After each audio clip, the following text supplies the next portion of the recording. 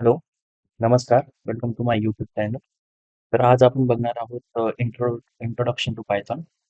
अ, मध्ये 2-4 दिवस थोडंसं तब्येत ठीक नसल्यामुळे मी व्हिडिओ अपलोड करू शकलो नाही. पण आज थोडंसं बरं वाटतंय त्यामुळे मी आजपासून डेली 1 व्हिडिओ किंवा 2 व्हिडिओ पायथॉन सीरीजचे यापुढे टाकत जाईल. तर इंट्रोडक्शन टू पायथॉनमध्ये आपण आज बघणार आहोत पायथॉन काय आहे? तर पायथॉन ही एक जनरल पर्पज डायनॅमिक टाइप आणि high level compiled interpreted language आहे. तर पहिले आपण डेफिनेशन बघूयात पायथॉनची की पायथॉन काय आहे. Python is a general purpose dynamically typed high level compiled interpreted garbage collected and purely object oriented programming language that supports procedural object oriented and functional programming. म्हणजेच Python ही एक अशी प्रोग्रामिंग लँग्वेज आहे, जी की general पर्पजसाठी use होते. म्हणजे day day to day लाईफमध्ये आपण apps बघतो. तर ॲप्स क्रिएट करण्यासाठी पायथॉनचा उपयोग केला जातो. त्याचबरोबर ही एक डायनॅमिकली टाइप आहे. तर डायनॅमिकली टाइप काय असते? तर मी हे तुम्हाला जेव्हा आपले प्रोग्राम स्टार्ट होतील, तेव्हा व्यवस्थित समजून सांगेल की डायनॅमिकली टाइप काय आहे. बाकीच्या लँग्वेज जसे की जावा झालं, सी शार्प झालं, सी प्लस प्लस झालं, हे स्टॅटिकली टाइप आहे. म्हणजे स्टॅटिकली टाइप म्हणजेच काय, की आपल्याला एखादा व्हेरिएबल डिक्लेअर करायचं तर त्याच्याबरोबर त्याचा डेटा टाइप प्रोव्हाईड करणे. म्हणजे तो व्हेरिएबल कोणता डेटा स्टोअर करू शकतो, ते आपल्याला अगोदरच सांगावं लागतं प्रोग्रामिंग. तसं पायथॉनमध्ये नाही. ही एक डायनॅमिकली टाइप प्रोग्रामिंग लँग्वेज आहे. त्यामुळे ही त्यांच्यापेक्षा थोडीशी वेगळी आहे. ही एक high level programming. High level आणि लो लेव्हल प्रोग्रामिंग म्हणजेच काय? हाय लेव्हल म्हणजे काय? तर आपण मशीन म्हणजे जी कॉम्प्युटरला अंडरस्टँडिंग होती बायनरी लँग्वेज म्हणजेच 1-0 च्या फॉर्मॅटमध्ये. पण ही एक हाय लेव्हल आहे. म्हणजे ही काय? हे आपल्याला समजते. म्हणजे जो डेव्हलपर आहे, जो पायथॉन प्रोग्रामिंग करतो, त्याला त्या प्रोग्रामिंगमध्ये स्टेटमेंट्स अंडरस्टँडेबल असतात. म्हणजेच काय, की जसं की Pythonमध्ये प्रिंट स्टेटमेंट आहे. प्रिंट कन्सोलवर प्रिंट करण्यासाठी एक फंक्शन आहे. तर प्रिंटिंग. पण ह्याच्या बॅकग्राऊंडला मशीन लेव्हलपर्यंत म्हणजेच लो लेव्हलपर्यंत आपण जात नाही. आपण फक्त प्रिंट स्टेटमेंट लिहितो आणि त्याच्यामध्ये म्हणजे Pythonमध्ये प्रिंट एक फंक्शन आहे आणि त्या फंक्शनमध्ये ऑलरेडी डेफिनिशन त्या फंक्शनची लिहिलेली आहे, की कन्सोलवर प्रिंटिंग ही त्याची फंक्शनॅलिटी आहे. ही आपल्याला मशीन लेव्हलपर्यंत आपल्याला सांगायची गरज नाही. म्हणजे कन्व्हर्जन त्याचं 1-0 च्या फॉर्मॅटमध्ये आपण करत नाही. आपण कॉम्प्युटर बरोबर किंवा प्रोग्राम जे बोलतो ते 1-0 च्या फॉर्मॅटमध्ये बोलत नाही. म्हणून याला हाय लेव्हल म्हणायचं. हे एक हाय लेव्हल लँग्वेज आहे. डायरेक्टली युजर अंडरस्टँडेबल म्हणजेच जो की ही प्रोग्रामिंग यूज करतोय त्याला अंडरस्टँडेबल अशी ही programming language. Machine level language किंवा असेंब्ली लेव्हल लँग्वेज काय म्हणतात? की त्याच्यामध्ये इन्स्ट्रक्शन्स म्हणजे 1-0 च्या फॉर्मॅटमध्ये आपल्याला मशीन बरोबर कम्युनिकेट करायचं असतं. म्हणजेच जे ओ-एस वगैरे ज्या बिल्ड होतात त्या मशीन लेव्हल लँग्वेजपासून बिल्ड होतात. म्हणजेच आपली Windows झालं किंवा Mac OS झालं, त्या सगळ्या मशीन लेव्हल लँग्वेज ज्या ओ-एस तयार होतात त्या मशीन लेव्हल लँग्वेज तयार केल्या जातात. आता ही कंपाइल्ड आहे का इंटरप्रिटेड लँग्वेज आहे, हे आपल्याला ऑलरेडी म्हणजे बहुतांश लोक इंटरप्रिटेडच म्हणतात. पण ॲक्चुअली ही कंपाइल्ड लँग्वेज आहे. म्हणजे काय होतं, की कंपाइल्ड आणि कंपायलेशन आणि इंटरप्रिटेशन हे एकाच टायमाला. एकाच टायमाला कसं, की Pythonचा प्रोग्राम जेव्हा स्टार्ट होतो, तेव्हा लाईन बाय लाईन एक्झिक्युशन होतं. पण ज्यावेळेस पहिलं स्टेटमेंट घेतो, तेव्हा कंपाइल्ड होऊन इंटरप्रिटेशन म्हणजे कंपायलेशन होऊन त्याचं बायट कोडमध्ये कन्व्हर्जन होऊन मग इंटरप्रिटेड फॉर्मॅटमध्ये त्याचं कन्व्हर्जन होतं, इंटरप्रिटेशन होतं आणि मग मशीन लेव्हलमध्ये त्याचं कन्व्हर्जन होऊन तो आपल्याला त्या याचं लगेच आउटपुट मिळेल. बाकीच्या लँग्वेजमध्ये जावा झालं, सी शार्प झालं किंवा सी प्लस प्लस म्हणजे ही त्या कंपाइल्ड लँग्वेज म्हणजे पूर्ण सोर्स कोड अगोदर कंपाइल्ड होतो.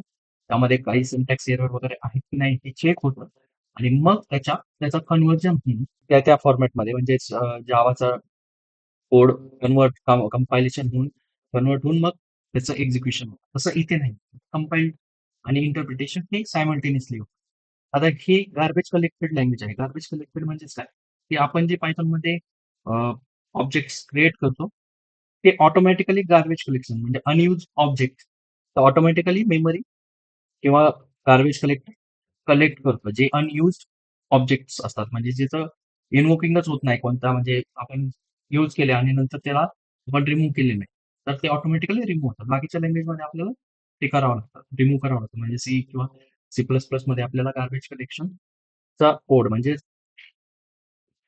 कन्स्ट्रक्टर आणि डिस्ट्रक्टर. डिस्ट्रक्टर आपण यूज करतो तेव्हा गार्बेज कलेक्शनचा तेव्हा ते आपण काढून टाकतो. जे की अनयूज ऑब्जेक्ट्स आहेत. आणि ही एक purely object oriented programming language. म्हणजे पायथॉनमध्ये एव्हरीथिंग इज ऑब्जेक्ट. म्हणजे बाकीच्या लँग्वेजमध्ये तसं नाहीये. पण पायथॉनमध्ये एव्हरीथिंग इज ऑब्जेक्ट. हे प्युअरली ऑब्जेक्ट ओरिएंटेड लँग्वेज आहे. म्हणजेच आपण रिअल वर्ल्डच्या थिंग्स पूर्णपणे मॅप करू शकतो ह्या लँग्वेज थ्रू. पूर्णपणे ऑब्जेक्ट ओरिएंटेडचे 4 प्रिन्सिपल आपण याच्यामध्ये कव्हर करू शकतो. म्हणजेच ही ऑब्जेक्ट ओरिएंटेड प्रोग्रामिंग आहे. आणि ही प्रोसिजरल पण आहे. म्हणजे line by line procedural language जशी की अ, यू असते त्याचप्रमाणे ही प्रोसिजरल लँग्वेज आहे, ऑब्जेक्ट ओरिएंटेड आहे आणि फंक्शनल प्रोग्रामिंग म्हणजे पण याच्यामध्ये फंक्शन्स लिहून प्रोग्राम पण मॉड्यूल्स वेगवेगळे तयार करून करू शकतो. तर हे होतं इंट्रोडक्शन टू पायथॉन. आता आपण बघूया ऍप्लिकेशन्स ऑफ पायथॉन. ऍप्लिकेशन्समध्ये बघा, आता ही जनरल पर्पज आहे. तर ऍप्लिकेशन्समध्ये आपण याच्या थ्रू वेब डेव्हलपमेंट करू शकतो. म्हणजेच जसं की याच्यामध्ये डिफरंट फ्रेमवर्क्स आहेत. लाइक फ्लास्क किंवा Django झालं. हे आपण फ्रेमवर्क यूज करून वेब डेव्हलपमेंट करू शकतो. म्हणजे वेब ॲप्लिकेशन, वेबसाईट्स बिल्डिंग हे आपण याच्या थ्रू करू शकतो. नंतर डेटा डेटा सायन्सचे ॲप्लिकेशन्स आहेत. हे डेटा सायन्सचे ॲप्लिकेशन्स आपण यूज करू शकतो. डेटा सायन्सचे फ्रेमवर्क म्हणजेच लाइक सायकिट लर्न झालं किंवा NumPy, Pandas ह्या लायब्ररीज आहेत. ज्या की डेटा मॅनिप्युलेशन आणि न्यूमेरिकल पायथॉन म्हणजे लिनिअर अल्जेब्रासाठी यूज होतात. या लायब्ररी यूज करून आपण डेटा सायन्स, डेटा व्हिज्युअलायझेशन हे सगळं त्यामध्ये करू शकतो. आता याचा उपयोग अजून वेब स्क्रॅपिंगमध्ये होतो. कारण पायथॉन ही एक अशी लँग्वेज आहे याच्यामध्ये वास्ट मेजॉरिटी ऑफ म्हणजे याच्यामध्ये लायब्ररीचा सपोर्ट खूप आहे. त्याच्यामुळे वेब स्क्रॅपिंगला आपण याच्यामध्ये ब्युटिफुल सूप आहे. ते यूज करून किंवा स्क्रॅपी यूज करून आपण वेब स्क्रॅपिंग म्हणजेच वेबवरचा डेटा स्क्रिप्ट म्हणजे एक्स्ट्रॅक्ट करणे, एक्स्ट्रॅक्ट करून आपण तो डेटा मिळवू शकतो. तर याचा वेब स्क्रॅपिंगमध्ये नंतर ऑटोमेशन टेस्टिंग ऑटोमेशनमध्ये यूज होतो. नंतर कॅड-कॅममध्ये यूज होतो. गेम डेव्हलपमेंटमध्ये पण पायगेम वगैरे वेगवेगळ्या लायब्ररीज आहेत. त्या यूज करून आपण गेम्स पण डेव्हलप करू शकतो. सेम पायथॉनचा उपयोग नेटवर्किंग आणि सायबर सिक्युरिटीमध्ये पण केला जातो. तसंच डेटा अनॅलिटिक्समध्ये तर आहेच, कारण डेटा सायन्स आणि डेटा अनॅलिटिक्समध्ये जे काही पॅकेजेस आहेत ते यूज होतातच त्याच्यामध्ये.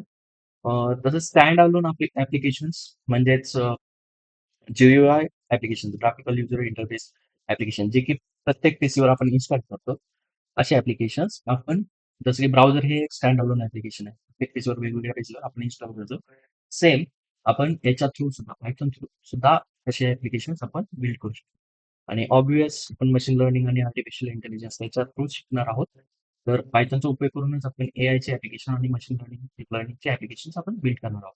तर हे आहेत ॲप्लिकेशन्स ऑफ पायथॉन. पायथॉन खूप म्हणजे सगळ्याच डोमेनमध्ये यूज केली जाते. सगळ्याच डोमेनमध्ये पायथॉन चा उपयोग केला जातो. आता त्याच्यानंतर आपण बघणार आहोत हिस्ट्री. हिस्ट्रीमध्ये काय आहे? पायथॉन कोणी क्रिएट केली? तर पायथॉन गियोडो व्हॅन रोसम जे आहेत, त्यांनी पायथॉन ही क्रिएट केलेली आहे आणि ती 1991 साली त्यांनी तयार केलेली आहे. तर पायथॉनचा ॲक्चुअली पायथॉन ही जावाच्या अगोदर आलेली लँग्वेज आहे. पण पायथॉनचा तेवढा लायब्ररी सपोर्ट नव्हता किंवा तेवढं डेव्हलपमेंट नव्हतं पायथॉनचं. त्याच्यामुळे जावाचा ग्राफ वर गेला आणि जावाचे ॲप्लिकेशन्स खूप 2010 नंतर खूप मोठ्या प्रमाणात बिल्ड झाले.